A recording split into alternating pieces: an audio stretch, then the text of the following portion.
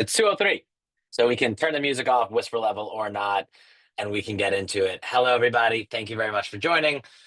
We're going to spend the next hour or so diving deep into the Beehive products. So, folks on here, a combination of some customers learning about it, some prospects looking into it, some consulting partners exploring. I see one or two competitors. Hello. I hope you enjoy. So, what we're going to do, I'm going to share my screen here. There we go. Feel free to ask questions the entire time. There's a Q&A somewhere in here. And there's also the chat. I've got both of them open, so ask away, and we'll make this as interactive as possible. All right, so here's what we're going to do today. Beehive product deep dive. This is what our agenda is going to look like. Just quick introduction. And then for a bunch of features and different ways to inside of Beehive, we're going to talk about the product, the roadmap, and the vision. And we're going to go through the current products of what exists today, the roadmap, so like what's coming in a month or so, and the vision for all these different categories here. I should delete this one. For all these different categories here, for physical risk, transition risk, governance, and then the actual like TCFD report. So let's get into it. Let me just open this up here. There we go. Beautiful. Now I can see everything. So let's talk about physical risk. Oh, wait, no. Let's introduce ourselves. My name is Adriel. I'm the CEO and founder of a company called Beehive. Beehive does what's called enterprise climate risk management, which means we help our customers measure their physical risk exposure, assess their transition risks, and then report on in line with regulations like SB 261, CSRD, and others that require a TCFD aligned report is the phrase. You might call it an IFRS S2 report. Many still call it TCFD. We do so using a lot of AI and software. Interesting point, but for there's a law in California called SB 261 that says that any U.S. company with $500 million in revenue doing business in California has to, by January 1st, 2026, which is in 139 days and 10 hours, publish this thing called a TCFD report. So that's like one of the core reasons our customers are using us, and I'll show you how some of that works. But then beyond that is about managing these risks and really integrating climate into your ERM process. And I'll show you how some customers are using Beehive for that. So that is who we are. All right, let's talk about physical risk. So the problem that we are addressing here is that physical risks assessments are traditionally not data-driven, and they're fairly limited in scope. So the way most companies assess a physical risk assessment and what that looks like is saying, where are all my assets around the world? Meaning this could be offices or data centers or employees or warehouses or key suppliers or whatever. And what is their exposure to natural disasters today and in the future? So I want like this in 1 year and 10 years and 30 years and under different climate scenarios. So what if climate change gets really bad or not so bad?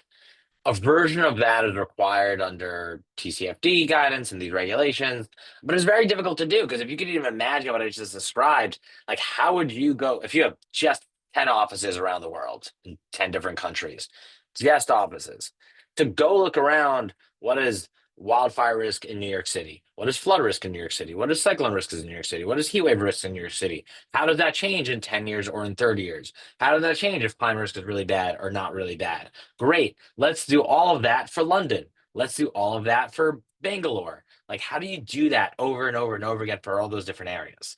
That's a huge amount of time intensive research. And then, however you are doing that, how do you do that in ways that like you can actually trust? So you can't just, I mean, I guess you can just Google or chat GPT, what is the wildfire risk in a random city? But like, is an auditor going to be okay with that? Do you have any proof of that? The answer is no. So that's one of the problems. So the product does today, and I'll show this to you, is basically an auditable risk assessment in seconds. It's fairly immediate. So let's talk about that. Should have opened up our product, of course. That would be an important part of this process here. So what you can do is you can add any type of asset into Beehive, and we don't charge per asset. You get unlimited assets in here. So our customers put in all their offices, they put in all their data centers, they put in all their employees, and you can immediately look at here and say, I want to see my employees who have high risks from wildfires or high risks from cyclones or high risks from flooding in Asia, or I want to see that visually. So this is what a flood map looks like in Asia. Or I want to do a scenario analysis. So here's what it'll look like in 30 years under the worst climate change circumstance. or I need to see the what Australia is going to look like based on wildfires, but I'm really focused on short term, whatever. You can do all this work very, very easily. And that's a really important part of this is like the speed at which you can get an assessment. And so you can enter any sort of asset. You drop it in here, and there's a bunch of ways to do it. So you can come in here. We'll enter an employee. You can type in a zip code, I think. Let me make sure. Let's see if I already have my own zip code in here. Great. Let's not do that one. Let's see. Do I have my parents' zip code in here? That's where my parents live, if anyone's curious. Let's find out their risk assessments. 11598. Oops, 11598. They live in the town I grew up in still. There's two of them. Wonderful people. Confused, I'd say, but wonderful. There we go. We typed that in, 11598. There we go. So what do we find here? We can see them on the map right away. Let's fly over. Look at that. That's Long Island. Home sweet home. And what do we find? So there's some flood risk there. Makes sense. It's near the water. Cyclone risk is a big issue. Hurricane Sandy hit us real bad in 2012, I think, and flooding is always a big issue in New York. This whole area was fairly devastated. But yeah, heat waves not a big issue. You're not in the city directly. Um, and then wildfire is not a huge issue, which makes sense on Long Island. Let's see how that changes in 30 years or so. Yeah, heat waves go up. That makes sense, and floods and cyclones go up a little bit as well. So you can like very, very easily get that assessment. But what's also important, as I mentioned, this is an auditable assessment. So this is not something that you're just like Googling what is cyclone risk at 11598 where my CEO lives, or where I have a data center, or where I have my most important warehouse or a retail site. You have an audit trail here. So the reason we expect um, that this is a 4 out of 7 whatever risk where my parents are is because this is historically there have been this many category 1 hurricanes, or this many years have had a category 1 hurricane, this many years have had a category 2 hurricane, and very few have had a more extreme one. And over time it looks like we expect wind damage to go up quite a bit from these different hurricane types. Let's look at heat waves. So we expect 7 days a year with a maximum temperature above 96 degrees. That feels about right. But a lot of humidity around New York, especially right on the water, and a few heat waves a year. So that explains, like, with very specific data, why it is what it is. So this is data that is like ready to pass an audit. So that's how you can do a risk assessment today. But what's also cool is that a huge part of this workflow is actually communicating this risk, communicating it to the board to review what it is you reviewed. Like your board doesn't care where my parents live, or your CEO, specifically their house or this one's a data center. They need an overarching review. Same thing for a management committee. Traditionally, getting all those reports, pulling it out, asking your consultant to do it is really hard. Here, it all happens directly in the software. So you need some high level assets. You got 143 assets that are in high risk. 5 countries have high risk assets, but you can do these assessments right in here. So maybe you want to say, hey, my HR team, my people team really cares to see in what states do I have employees that have high risk from, specifically I care about cyclones and floods. Looks like it's Florida. There's 13 of them. And North Carolina, I've got 1 employee. All right. What if I do all the risks? Got it. Looks like Texas begins to increase, and probably because of heat waves, I guess. There we go. A lot of heat waves in Texas. That makes sense. So you can run these assessments. What about internationally? Looks like India, obviously, big issue with heat waves there. So you can run these assessments automatically. And this is really useful for actually communicating this risk. And you can go to your executives and pull this out and immediately show them, hey, I don't want to get into the nitty gritty of every asset. That's my job as a more junior person. What my boss needs to see is what percentage of all of our assets have high or medium risks in the long term. Got it. Heat waves looks like, what is it? 78% of my all my people, all my assets, all my data centers have risk. So you're able to do that in here. So that's really cool. But there's also this like you want to just understand more stuff with AI the way you might want to, the way you naturally are using everything. So there's AI embedded right in here, which is just trained on all this data, trained on kind of the physical risk data that we have in the software. And you could ask it questions just like you would ask ChatGPT or whatever tools your company is allowing you to use. You're able to ask these questions, and voila, out comes whatever answers. And it says like, here's zip codes in India that have some wildfire risk, and here's some of your most exposed categories. It looks like people and teams, specifically employees. India is a bit of an issue. Shares the city, shares the zip codes. whatever else. No facilities have high wildfire risk, which makes a lot of sense. I think if we do this, yeah, there we go. You see the same thing. Um, in India in particular. So that's basically how you assess the risk. And so what customers are doing right now is they're using this as like an immediate assessment. Like someone messaged us on our website yesterday and said, can you get an assessment done before the CDP deadline on September 15th? And the answer is yes. You can upload as many thousands of assets as you want, and voila, here's everything. And it's fairly immediate. Somebody asked a great question about the data source and the scenario modeling methodology. Great question. We are very transparent about all of this. So any one of you can go to beehiveclimate.com/documentation, this website, and read all of our documentation. We explain how we do every single model that we have in here. So you'll say, this is how we run the model. This is the data sources that we use. This is the scientific papers we might reference. This is how we consider a risk. This is like what our risk scoring methodology is, whatever. So like everything is in here for every single risk type.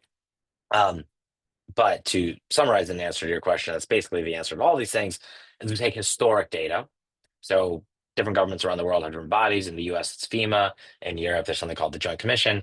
All these different things that basically say, historically, like what were the parameters around a disaster?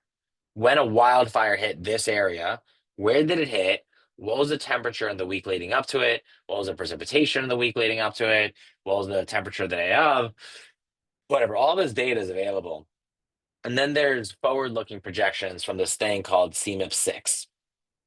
CMIP is, I forget what it stands for, but basically every like 7 or 8 years or so, 50 governments and research labs from around the world get together and say, here's our best bet for where we expect projections to go. Like, what are our climate projections? What do we think will happen to temperatures, to precipitation, to wind speeds in every area of the world? And so we take that historical data, we take that CMIP 6 projection data, and we use that to build these models. And so our goal here is not to like break ground on the science. That is certainly not our effort to say like we found this new modeling technique. Our goal here is to give whatever is considered the gold standard. And again, we highlight like every scientific paper that we use. We highlight everywhere. Where's my flooding? Da, da, da, da, da. There we go. Here are the papers we use for flooding. Like we highlight it, we link it. You can go to any of these, get to know it. Our goal is to say like we are bringing these models to you so that you don't have to do it. And then we're being very transparent using things like this audit trail to say like, I don't know, trust us, don't trust us. Here's how we got to this answer. Here's why we think this is a 6 out of 7, because it's this many days at 96 degrees and this many wet bulb temperature days, whatever. Someone asked if we're also using satellite data. So no, right? That's a great question. The question was, do we also use satellite data? I know some other providers do. Understanding this may not be necessary for reporting purposes. Great question, very astute. No, we don't currently use any satellite data. Satellite data would be helpful. It gets more and more accurate, but there's a cost trade-off with everything. And our approach so far has been, how do you give an auditable and transparent assessment for a reasonable cost? And that has trade-offs. Our goal is not how you give the most accurate risk assessment or the most high resolution. Resolution is basically like what like geographic coverage do you have, or what like specificity do you have over any risk. So just to show you what that looks like, floods is usually a good example. On the coast, our resolution is at its most narrow 400 meters. Meaning like, I don't know which cell exactly, but like what's a small one? That's a small one right there. Maybe that's a 400-meter block. But at its widest, there's places that are like 80 kilometers across. Maybe not for flooding, but I'm sure for like heat waves.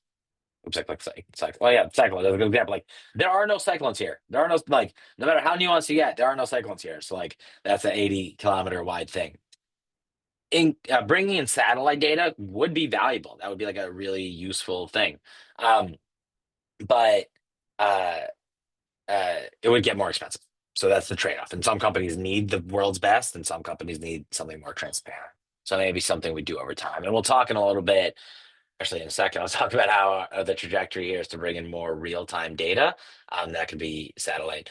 This wonderful anonymous SND asked about the cost range.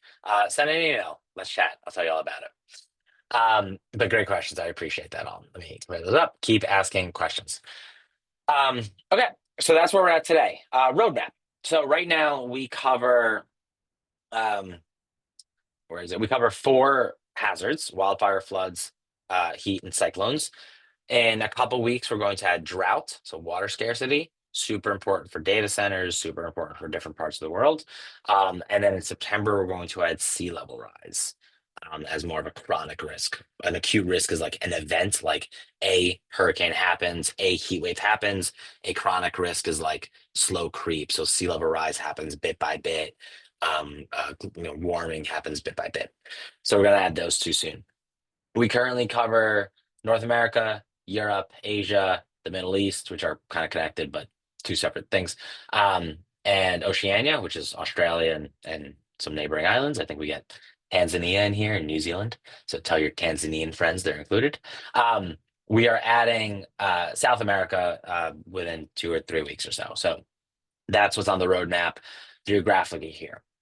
What is also on the roadmap, and I'm super excited about this, we tried to get it in today, didn't quite make it happen. It's coming out tomorrow, is a way to quantify this risk in dollar terms.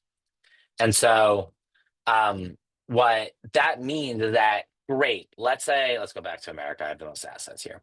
Let's say we told you, this is a better view. Let's say we told you that you have, let's take a look at your offices. You have 6 offices that have high flood risk and 3 that have high heat wave risk. Okay, that sucks. Like, that's too bad. What do you, how do you know how bad that is? Like, what does the fact that they have high exposure to floods mean? Are you gonna have to close the office? Are you gonna have to just deal with wet, everyone's got to wear rain boots? What does it mean to have high heat wave risk? Like, if you have air conditioning, is it fine? Like, what does it actually mean? And traditionally, putting that into dollar terms is a very intensive consulting project. It's a really hard thing to do because, like, you got to build out all these equations, you got to build out all these formulas, you got to like run that whole process. It's custom for every company. Really, really difficult. What's coming out tomorrow is an embedded calculator right in the software. So what you'll be able to do is to set all the parameters, we call them, yourself. So you have control over everything. So we'll have some presets we can adjust this. So you'll say, what does it actually cost me for an employee to lose a day of work because of a disaster? What does it cost me for an office to close for a day? Maybe everyone works from home, but I want to prescribe some sort of cost like people losing in-person time because it matters to me. What did it cost me for a data center to go down for a single hour? Probably hundreds of thousands of dollars for most tech companies. So you'll input these costs, and then you'll also input how many days of office closures or lost work days or hours of data center time do I expect to lose because of different disasters? We'll have some presets, but you'll be able to set that all up. What you'll do with that is quantify it and say, knowing all that, like, what dollar value of risk do I have? And you'll be able to get pretty deep. What is the risk? What is the value of risk to employees in North America from floods or from what is the total risk across North America? Because your HR leader wants to understand employees everywhere. Your US facilities manager only cares about offices. So you'll be able to do all that. So that would be really helpful.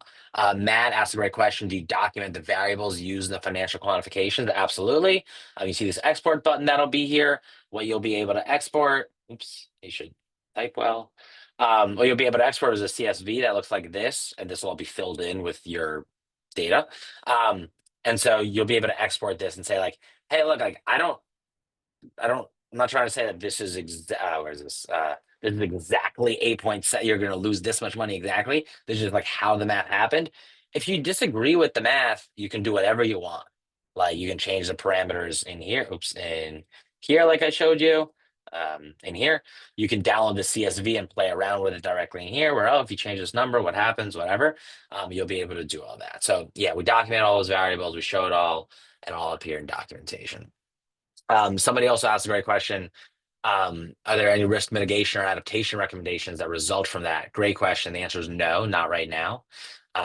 We don't do anything around like, and here's what you could do about this. That is a really important thing. I don't have this in the even in the vision area because it's just not coming in the next 3 or 4 months. That's a really important thing for us to get into is to say, hey, we identified $1.4 million of risk to this warehouse in this area. Here's how we know that. Here's 3 things you can do about it. One of the challenges there is how do you not be generic, right? Like buy better insurance. All right, thanks, pal. Like we need to be a little more precise because if we just write you a random blog post of random ideas, it might not be helpful. So the answer is not yet, but we will start thinking about that next year.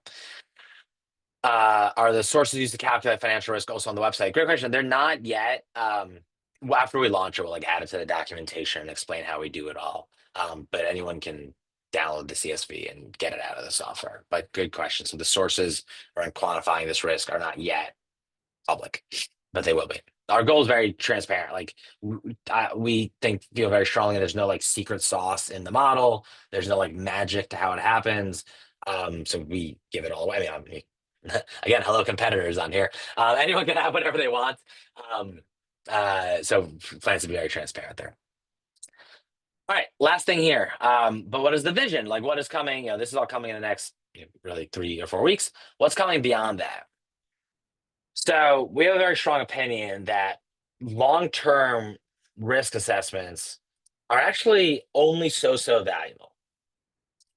It's only kind of useful to see all your assets that have, long-term risk, long-term high risk. All right, here from wildfires or from cyclones or whatever. Like, cool. In theory, here's what a risk map looks like in 30 years. What's anyone actually going to do about it? Realistically, I mean, if you brought to your CFO, like, here's my risk in 30 years, or even here's my theoretical risk today, they'd be like, all right, I can only do so much with theory. But that's what you have to do for this TCFD report, for 261 compliance. Like, you have to do this assessment. It's valuable, it's not awful, but it's only so helpful. We think the real opportunity is in integrating climate into your enterprise risk management process. So what that means is um, basically your ERM team at any company of any size meets regularly every quarter, usually maybe every year if it's not as disciplined, to like review our risks. And they could review these theoretical long-term risks, but you could also review short-term risks. So what our goal is to every quarter you could be able to come in here and download a report to say like what's changed in the software, what new assets do we have, what new risks have we identified, but most importantly, what's coming. So it's currently August. And if you have a enterprise risk management meeting today, and you're like, I'm planning for the next quarter, what risks should I think about? Well, you want to be able to pull out of here what risks are likely in September, October, November. Well, it's currently hurricane season in Florida, but wildfire season in California is over. But wildfire season in Australia is about to get started. And you should also worry about cyclones, but not in Southeast Asia, but in this other area. And that's nice because that's a little more specific. But specifically, like, here are your assets who might be hurt by these things. Like, we think, Western US wildfires are an issue over the next 3 months. Here are your assets that you should be concerned about. Here's the potential impact, and here's the dollar value that this might have. And what this will allow you to do is beyond just like checking a box on compliance or on risk assessment, you'll be able to come every quarter with real information and say, this quarter, I am most concerned about my 3 manufacturing plants in Thailand and Vietnam because I think I have about $1.8 million in exposure here. Here's how I did that math. Here's how I did that work. Now, to that person's previous question around like mitigation ideas, one day, this is far off in the future, we'll also be able to say, like, here's what you should put in place to do that. Right now, maybe we'll advise, maybe it's you guys can figure this out on your own, maybe it's consulting services, but like you will come with real data to say, here are my issues for the next quarter, and then let me go work on those plans. So that's something we're going to start building um, uh, in a month or two, and hopefully a version of it will be live by the end of the year. So this is a bit of the vision. Whew. All right. So that's what we got on physical risk. Little coffee break. Feel free to chime in with any questions. And we'll go. Is it too late in the day for coffee? It might be, but that's okay. for having a nice day. All right, let's talk about transition risks. So transition risks and opportunities, for those who don't know, basically under TCFD guidance, you have to do this transition risk and opportunity assessment, which said what risks or opportunities exist to your business in an economy impacted by climate change. It's a set kind of couple of four categories of risks, five categories of opportunities. And the way this assessment normally works is like tabletop exercise, interviewing your executives and asking your chief marketing officer, hey, CMO, what risks do you think exists about how we might be perceived in an economy altered by climate change? And your CMO, who's super smart and capable, but has never thought about this stuff before, is going to be like, I don't know. I guess it's not going to be great. Like, what do you want me to tell you? Thank you very much, CMO. It's been a nice hour. I'm going to take that bit of information. I'm going to do the same thing with my financial executive, same thing with your accounting executive, same thing with your chief people officer, whatever. It's a long process that takes many hours over the course of many months. But it's like useful executive engagement of a sort of anecdotal process. We think that can be really improved. We think that can be improved using AI. And we think executive engagement is very important, but that shouldn't come in discovering the risks. That should come in showing the risks that were found to be material and then discussing plans to mitigate those risks. So here's what I mean. What the product does today is we know the AI knows a bunch of stuff about your business. We know your physical risk assessment. You've uploaded a bunch of reports. You've uploaded 10Ks, ESG reports, GHG inventories. If you're a private company or you don't have a 10K yet or something like that, we have a deep research tool that uses AI like an analyst to like go research your company with a pretty long prompt. And everything gets cited and sourced, and we use that to learn about your company. So like the software knows a bunch of stuff. We take that and we say, hey, what risks or opportunities do we think are relevant to this company? And we present that to you immediately. So this happens on the very first call together. And we say, hey, we think that this is a risk, or I guess it's an opportunity that we think is relevant for you. And we think it's relevant in the medium term. So the next few years, 2 to 5 years, we think it'll have a high impact on your revenue, 6 to 100%, like basically over 6% impact. And we think the medium likelihood of this. And if you're not sure if this is like a real opportunity for you, here's some peers who have said similar things. And we have many dozens of peers who have said similar things, but like here's companies who have said something like this. And this is a really cool AI thing where like, all right, what did I pick? Access to new clients with elevated sustainability requirements. Like we can win more business. Here's how Equinix answered this. They said access to new customers. Here's how GitLab said market growth from sustainability leadership. US Steel said opportunity to expand low carbon products, whatever. If you have specific peers, like companies you benchmark against most, you can mark those and they appear. Let me see. Yeah, so they appear on top and in blue if you select them as a peer. So whatever, my little option here, I have Ford selected as a peer. So there's a couple of ways Ford said this thing. And if you like want to dig into it further, you can open up the actual TCFD report and go research it further. Basically, what our product does today is we, instead of like taking all this time with executive interviews, at the start, we do this assessment, we show you the outputs, we tell you what we discussed together. Do you really think that this is going to have a high impact? And if so, let's make sure we feel good about that. And if it has a low impact, maybe don't bring that to your bosses. Like maybe it's not that relevant. If it has a high impact, maybe it is more relevant. And then you go bring that and you run some executive engagement around thinking about those risks. So we sort of flip it on its head. So that's what the product does today. Where it's going is really showing you the logic behind that AI so you can trust it more. Really saying, here's my sources, here's why I think what I think. To like really educate you and build more of an audit trail around like, here's why we made certain decisions. So we just kind of froze these designs and engineering is starting on them on Monday, but here's what it'll look like. So you'll basically say like, hey, here's all the stuff we know about your company. Like these are all been set in other places in the software. And here, if you want to give us some more context about your company, like that we don't have, like we're setting SBTI targets next year, or like my most important peer is Asana. Like I love what Asana, like whatever you want to tell us, you can tell the software here. Great. You click generate candidates. You go to the next page and the AI is going to tell you, here are the likely risks and opportunities we think would be relevant. And we also are going to explain to you how we think this applies. So what that's going to look like, can I find this quickly enough? No, I don't know that I can. I should have been more organized. I'm so sorry, everybody. Mm, sucks. One of these pretty screens here has some pretty stuff I wanted to show you, but I can't find it. What it'll show you is basically like how this applies to your company, and then the logic that the AI had to say why this is an impactful thing. We read in your CDP report that you said this, that, and the other thing. We know that your industry is going through this transition, and so this would be relevant for these reasons. And it'll explain all this logic to you and tell you whether it thinks it's applicable or not. Now, the goal here is to say, like, it's almost as if you hired a recent MBA student with some climate experience and said, go work really, really, really hard and figure this out for me and explain everything to me. Except instead of that MBA student taking 6 months to do this, it all takes 6 seconds. And then you say, you know what, cute little MBA, you made some mistakes. I don't think this one is relevant. I do think this one is relevant. I feel like you missed once. Let me go back and add one in. But thank you for doing most of this work. I appreciate you as an intern. Go get me a coffee. Except we can't do that. And then you come in here and make some of those changes. So that's basically where this is headed, is like showing you a lot more of the context that the AI has been thinking about, so that you can defend it, so that you have an audit trail of decisions around it, so you can like discuss what is relevant, basically, so you can like do this immediately.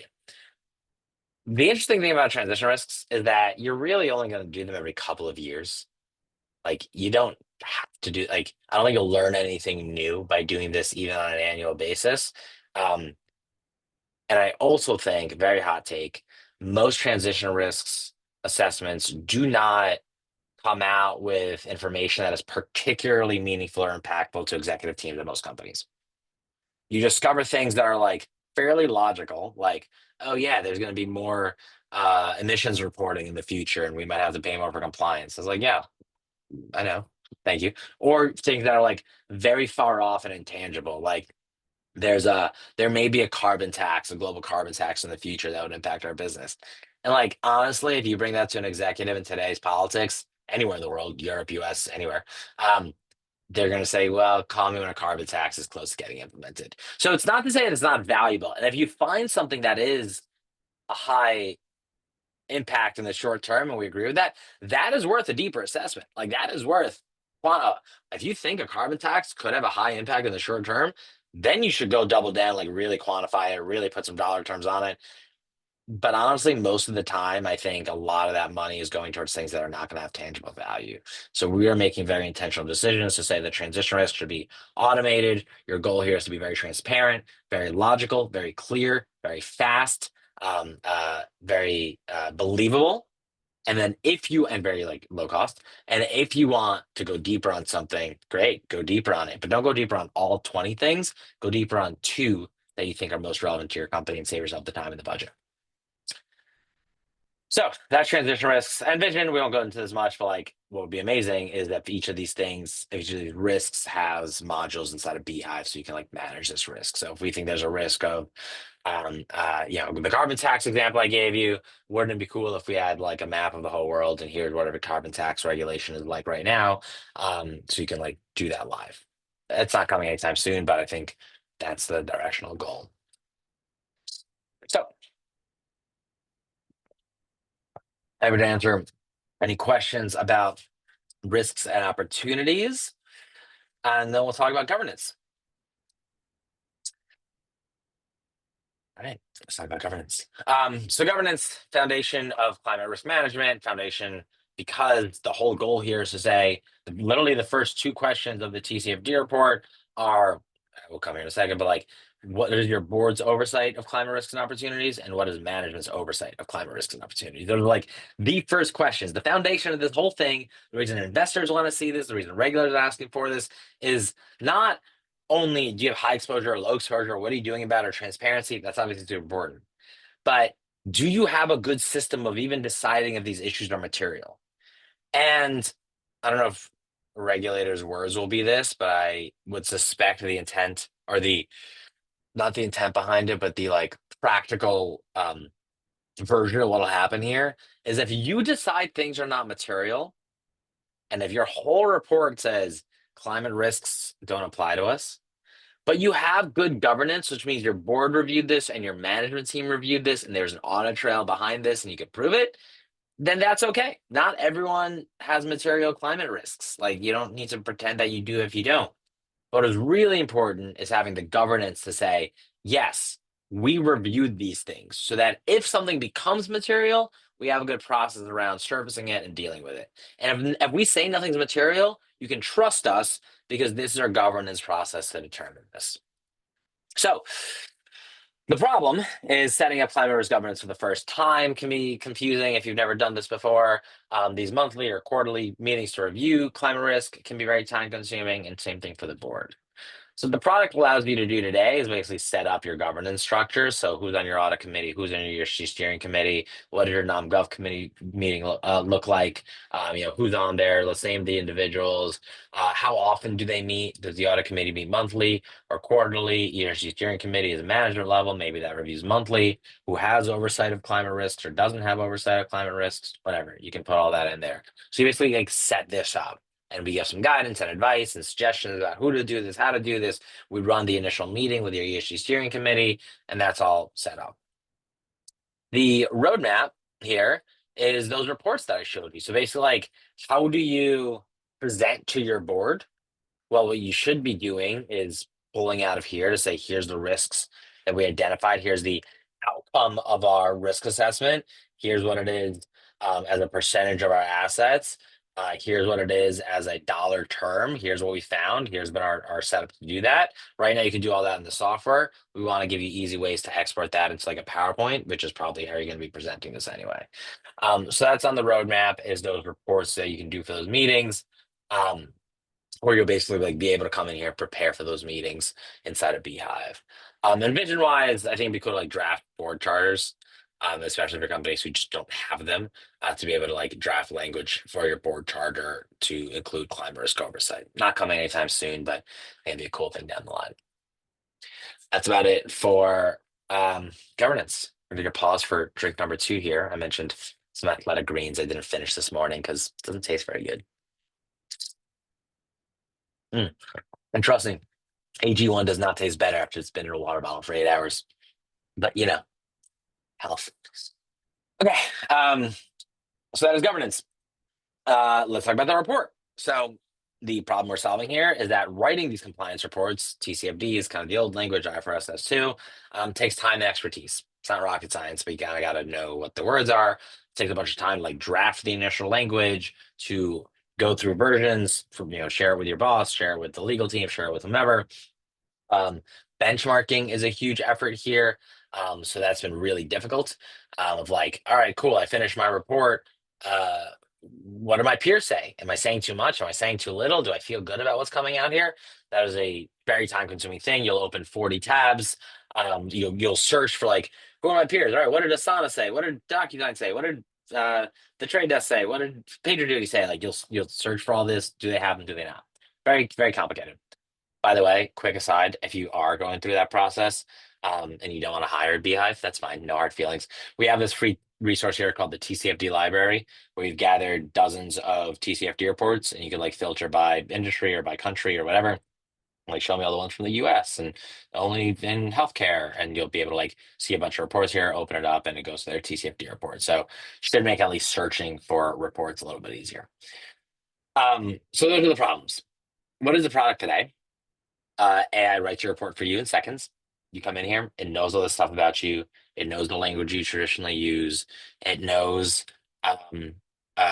what you reported in the past. It knows what you've done around governance or around whatever the question is that we're answering.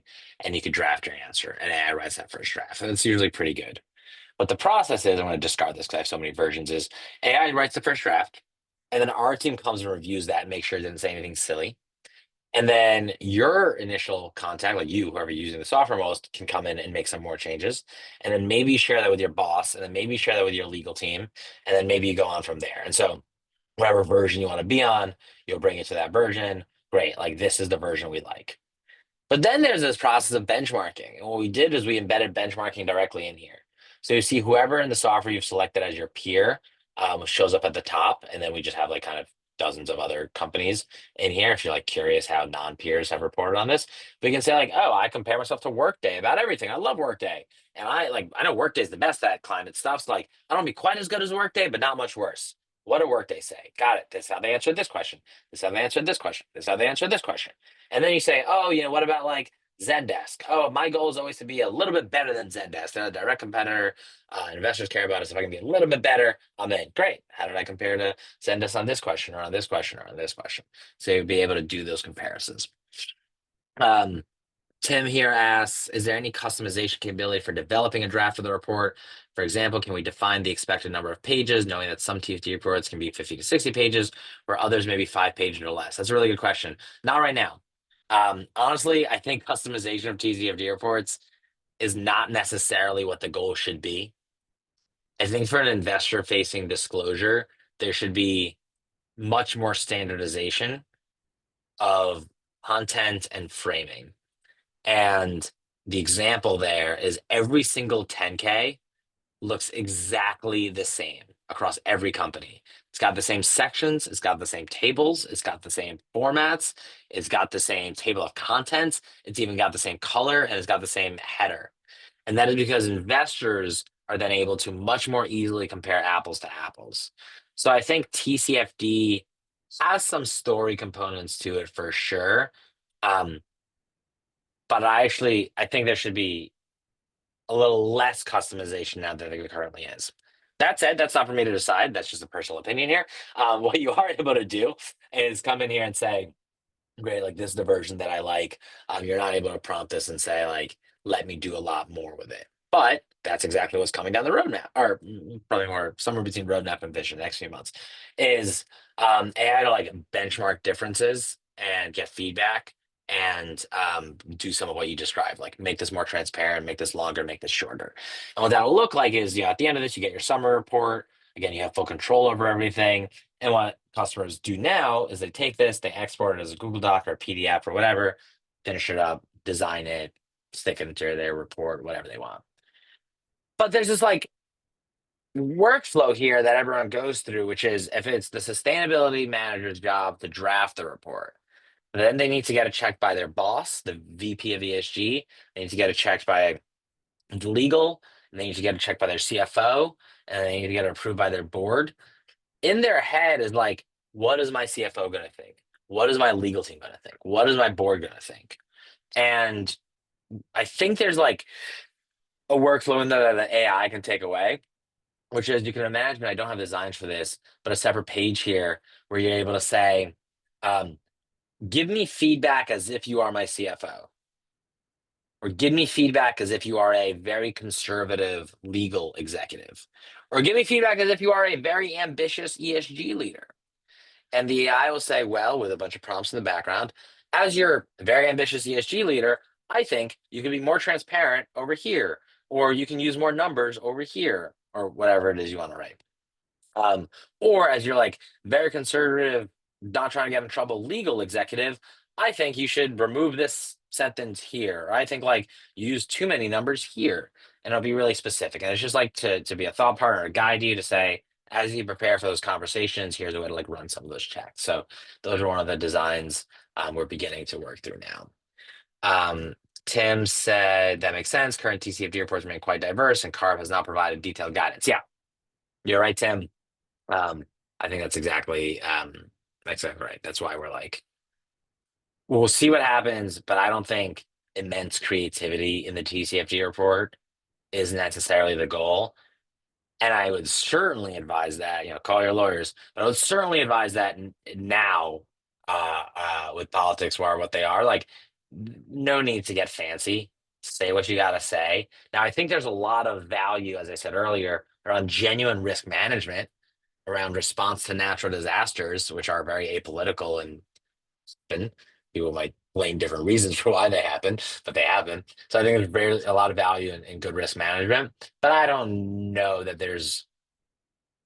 you like get a huge ROI on much, much, much more transparency. Now having like audits and proof so that an investor says, hey, read your report, curious to understand more of this, for you to say, sure, investor, like here's all our work that we did. That's really valuable. We're trying to enable a ton of that. but like oversharing, no, 50-50. Um, Cool. So that's what the reports are like. Visualize, maybe people have asked for this. We'll see if we get there, but other reports like CDP, we should be able to draft for you eventually. Certainly not this year, maybe next. So that's some of what's going on here. I just wanted to show you a couple of examples of customers who have published their TCFD reports with Beehive. So one is Asana. It's a software company. I think about $700 or $800 million in revenue. Um, they're one of our early clients. They published their TCFD report a month or so ago, and you can read it here. You could Google Asana, ESG or TCFD, and you'll find it. But they did a couple interesting things. So, like most of this, the initial drafts came from the AI, which is great. Their legal team are the people who ran it and did a bunch of work to like improve it, edit it, audit it, make sure they feel good about where these numbers came from. And so that was really great. The other example I wanted to show you is Valvoline.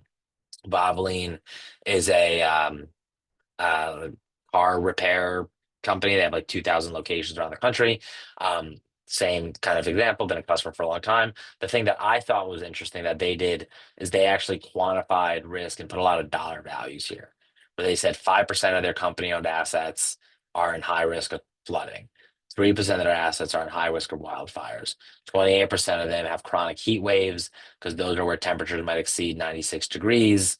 And this is the impact it'll have, and it'll have like a $5 million impact or however they quantified it. So I think that was a really cool example of like for thousands of locations, they were able to get pretty good numbers that they decided to disclose. They thought it'd be valuable for them to disclose those real numbers, probably because like they're relatively low numbers, and they decided that it's a very low risk relatively. But who knows if they found a larger number if they'd say the number? That's not my call.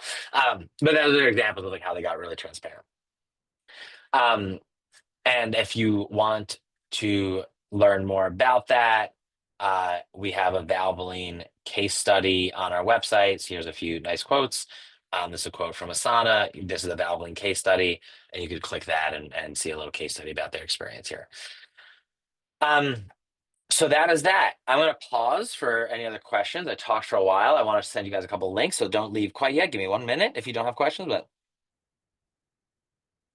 as I pause this, I want to pull up. We do this webinar every week, and I want to share a couple cool ones we have happening. So in 2 weeks, and I'll drop these links in here. In 2 weeks, we are interviewing the implementation lead at CARB. So she's the lead regulator at CARB. Her name is Sydney Burgess. Her job is like to run these regulations, 261 and 253. So come join us for that. That is already looking like our most attended webinar ever. Um, we're doing something interesting. I'm curious to see how this goes. Oh, it's a different color. That's interesting. Curious to see how this goes. We're going to, on September 11th, run a networking hour. This is for climate or internal company people only. So ESG practitioners, investor relations people, legal people, whatever, people like in the climate risk universe. Not consultants, not service providers. I love you. I'm one of them. But this will we'll just put you together in a room with somebody for 20 minutes in a Zoom room. You'll meet, you'll learn. It'll be somebody interesting. So that'll be really, really cool. And then the last one is um, we are having, oops, I should show you. There we go. If you're going to be at New York City Climate Week, I dropped in a link. We're having a party on Wednesday, September 24th. So you can come join us for that. So with 9 minutes left, wow, a bunch of you stuck around for the full hour. I hope this was fun. Um, Unless you all just open up the webinar and left your computers, it's hard to know. I'm happy to answer any questions. As you can tell, very transparent on whatever is on your minds.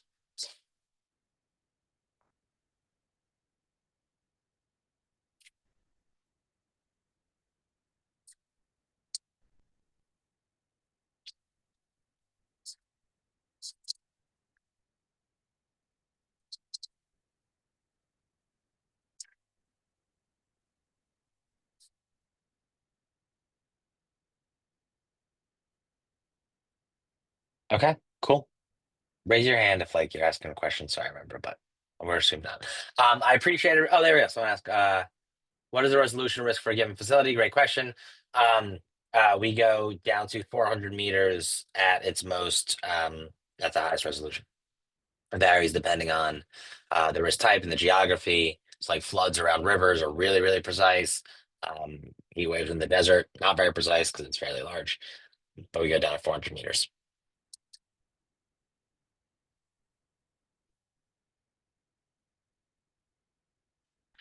All right, someone asked a question. Going back to financial risk, on a previous webinar, I saw a formula for climate risk. Would you be able to talk more about that formula? It looked like risk equals hazard, likelihood times anticipated damage, times asset worth, times duration.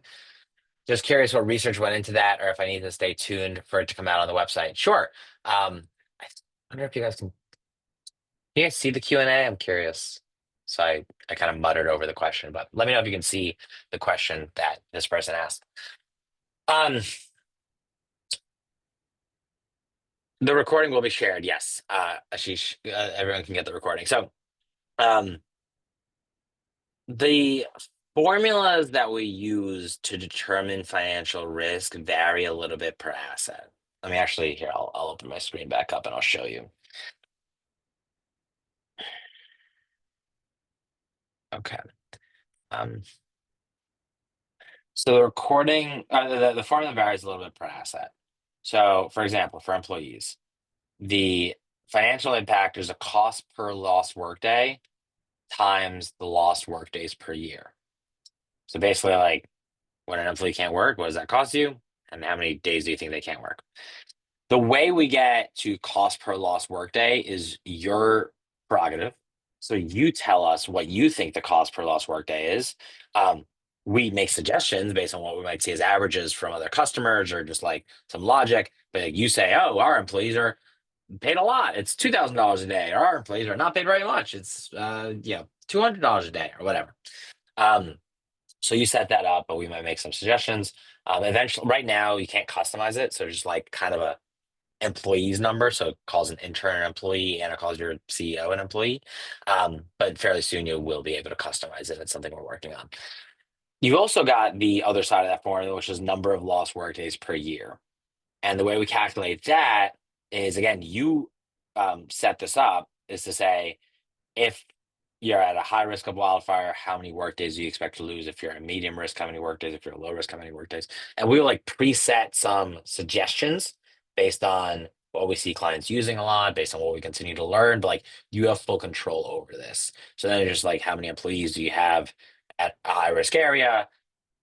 That is the number of lost workdays times that number of employees times the cost per lost workday is how you get that. And I won't go through every one, but offices are the cost per closure day times the closure days per year times a headcount multiple, so that there's a difference between an office with two people versus an office with 2,000. So there's some difference there, and an ownership type multiple, meaning if you own it, the financial impact is higher than if you lease it, than if it's a co-working space. So that's how we do it. Then there's not we talked to dozens of consultants and climate people and banks to like determine how to do this. Short answer, no one does it the same way.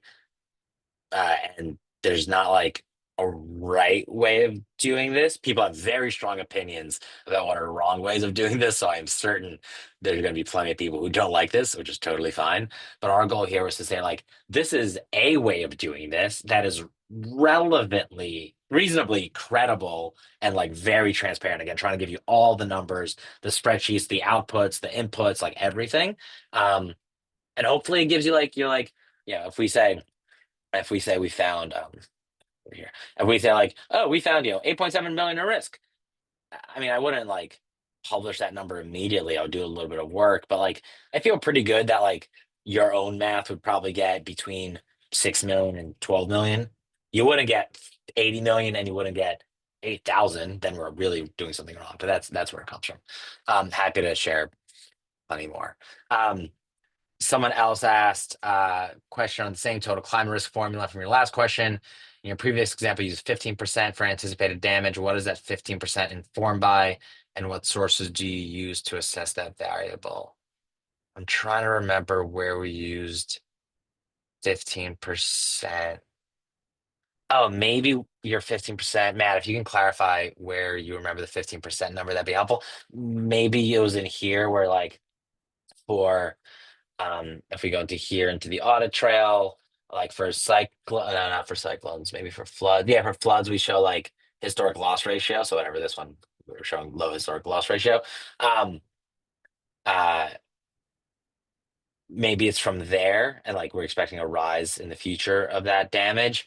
That is basically there's some databases, and I think this is all in our documentation. But there's some databases around like building loss rates that like FEMA and similar departments around the world collects. So we basically try to integrate all that. Um, so these numbers are it's so many different models all together and so many different databases that all treat something differently. But basically, there's like an average building loss value. And just as an example of that, that's fairly interesting, I think, and easy to visualize. If we look at cyclones in North America, you'll see Mexico and the islands have much higher damage ratios than Florida. And you might say that's crazy. Like, I hear Florida's are really bad in hurricanes in North Carolina and Georgia and Alabama and New Orleans. That's crazy that Mexico's worse. The reason it's worse is because we do all of our ratings based on a percentage scale. So when we put 7 out of 7, yeah, let's pick a thing here. When we put 7 out of 7 and we explain all this, or we say 6 out of 7 is the one I picked, that is above the 91st percentile of locations. So we're saying like it is in the top 9% of full um, um, of our whole map, whereas these areas are in the top 3%. And one of the reasons for that is because these areas, while they get probably the same kinds of hurricanes, probably the same number of category 4s and 5s, they have much more building damage and much more destruction because they're cheaper buildings. Whereas Florida, even New Orleans, gets plenty of building damage, obviously, but they're stronger buildings, much more modern architecture, much more government support. I know it doesn't always feel that way, but certainly in the Mexico and the islands. So that's where we get some of those numbers. Um, okay, I see a couple more questions here, so let's keep going. Um, so hopefully I answered that. Thank you for reaching out, Cedric. Appreciate that. Quick rewind on the TCFD reporting out of the box. Yep, I'll ask that. Uh, okay, Matt, hopefully that was helpful. Send me a note if you want more context. And Ashish asked for a rewind on the TCFD reporting out of the box. So clarify a specific question if you have one, but just going back to this, um, we know a bunch of stuff. And let me go back. Philosophically, I think reporting is really important. It's honestly why all of us have a job here. It's also like a backbone of just a good economy and market. Like investors want transparency, regulators want transparency. It's a good thing. Reporting really, really matters when it's done well. Spending a lot of time on clickety clack typing on reporting, I think, is not a good use of time, especially for anyone who actually cares about climate change or corporate sustainability. Because clickety clack typing and like debating, should we use this word or that word, that is taking away from actual climate action. Now, it's really important to do well, but it is not the highest and best use time. So our philosophy is that if you do good risk management and if you document it all well in the software, and if the AI knows everything you've done because you've done it inside of Beehive or because you've uploaded other documents in which you've already done high quality reporting, we can reuse that information. We can take all that information and then the AI will answer that question. And so the way that process works is the AI drafts that answer, and it's honestly usually pretty good. Not perfect, but it's usually pretty good. We review it all, so you don't have to deal with any hallucination or silly things it says or whatever. Like usually pretty good, gets better every day, but like it's pretty good. Um, and then you go in there and say, oh, this is what the AI said. This is what the Beehive team edited. This is what, your more junior person changed. This is where your legal team changed. And so you do it that way. And then like you might do some versions in here, some benchmarking in here, some editing in here. You get your report, you look it all over, you export this as a Google Doc, your legal team adds comments or whatever they do. So that's usually like the workflow here. So hopefully that answers that question. Kamil, yeah, the recording will be shared, so it always takes like an hour or two to upload to YouTube and stuff, but I'll email it out to everybody later tonight.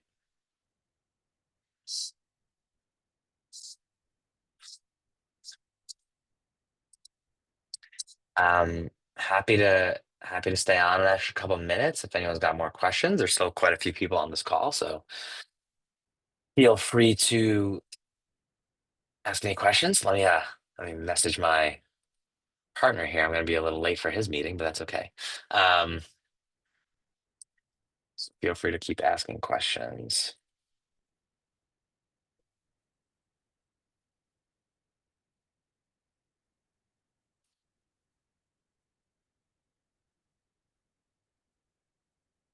Okay, cool. I think that's about it. Um, I appreciate it, everybody. Thank you. Wait, was there one more question? Any feedback you got about the? Oh, she asked about if there's any feedback on the AI reporting. Uh, it doesn't work 100% of the time. It spits something out 100% of the time. I'll tell you that much. Uh, and it's usually pretty good. Like we always edit it. Nothing is ever untouched, but getting that first draft and having, I mean, again, I make the example of like you recently hired an MBA student. Like that's what this is, an over ambitious MBA student who maybe didn't have any work experience between undergrad and their MBA. Like that's how we think about this thing. Glad we hired it. Glad it did the work. I've always got to make some improvements. But like as time goes on, that MBA gets a little bit smarter. And so I would think of it that way. Then also, for the couple of you still on the call, the way most customers use the software is like it's not just like here's a software, see you later. We're very collaborative with clients. So like you see plenty of us, plenty of the customer success team. They review all these things before you deal with it so that you don't have to deal with any of those issues. Um, they help input the data to make sure it's all kosher. So like there is you don't have to deal with the worst parts of the AI. You only get the benefit of the fact that it's pretty fast and pretty low cost and pretty immediate. And you can play with it as much as you want, push it to whatever limit it's got.